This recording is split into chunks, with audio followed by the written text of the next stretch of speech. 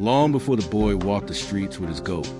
Whispers had already followed him everywhere he went. His name was Oba, though most people had long forgotten it. In the village, they called him the Mad One, a name that stuck to him like dust on his clothes. He was a child who had no father to protect him, no family to guide him, and no wealth to cover his shame. Oba's mother had raised him alone in a small mud hut on the edge of the village. She worked the fields with her bare hands, often going hungry so that her son might eat. Despite her sacrifices, people never stopped mocking them. "Fatherless boy," they would say, "cursed bloodline." Children threw stones at him, men mocked him to market, and women pulled their children away whenever he walked past. Still, his mother never let him drown in bitterness. She often whispered to him at night, when the oil lamp flickered and the wind rattled their roof. "Oba," she would say, holding him close, "you're not like the others. You were born with a calling. One day, the world that laughs at you will bow its head." Oba wanted to believe her, but life gave him little reason to. When he was only 12, his mother fell sick. Her strength faded quickly, and the woman who had once been his shield could no longer rise from her mat. Before she passed, she gave him two things, a weak embrace and a young goat. "This goat," she whispered with her fading breath, "is more than it seems. When the time comes, it will lead you to your destiny. Guard it well, for it carries a secret greater than you can imagine." And with those words, she was gone. Oba buried his mother with his own hands, tears mixing with the soil, while the villagers watched from a distance. Not a single person offered help. To them, he was already cursed, the son of a poor woman who had dared to speak of destiny. From that day, the goat became his only companion. He named it Ekin, meaning cry, because its bleating reminded him of his own sorrow. Together, they walked the lonely paths of the village, boy and goat, mocked and rejected at every turn.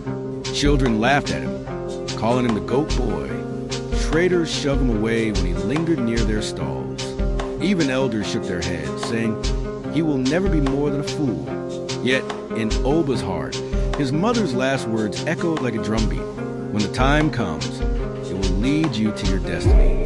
At night, when the moon was high, Oba would sit outside his hut with the goat beside him, staring at the stars.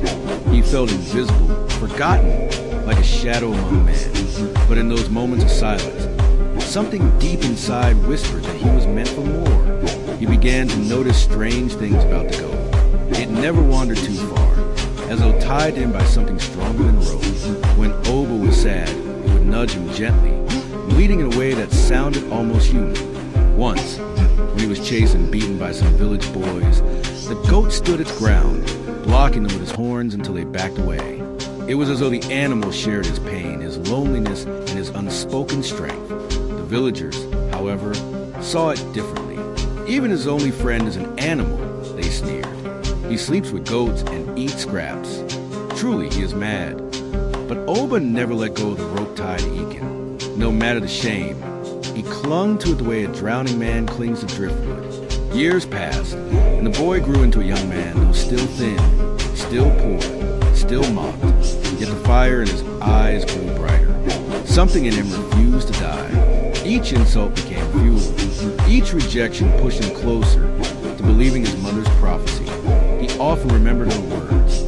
One day, the world that laughs at you will bow its head. It was hard to imagine. After all, what power did a ragged boy and his goat have against kings, nobles, and warriors? But deep in his bones, Oba felt it. A pull, a thread of destiny guiding his steps. And so, when the day came that the whispers in spirit grew louder than the laughter of the crowd, Oba did not hesitate. He tied a rope around Ekin's neck, took a deep breath, and began walking toward the palace. The villagers watched with wide eyes. Where is he going? Surely, he has lost his mind this time. Dragging the goat to the king? He will be killed. But Oba heard none of it.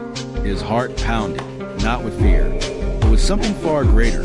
The quiet certainty that this was the moment his mother had spoken.